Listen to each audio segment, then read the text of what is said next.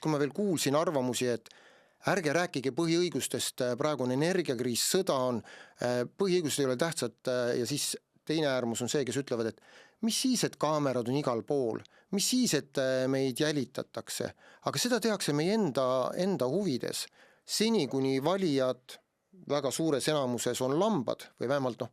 arvatakse, et otsustajad või poliitikud peavad suuremas osas neid nagu lammasteks,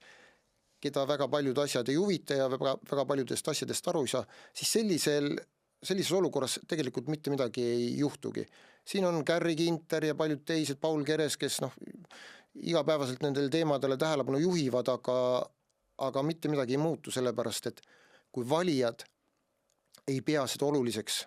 valijad peavad olulisemaks, kas pension tõuseb, kas homme sajab või ei saja, kas ma saan aiamaale minna,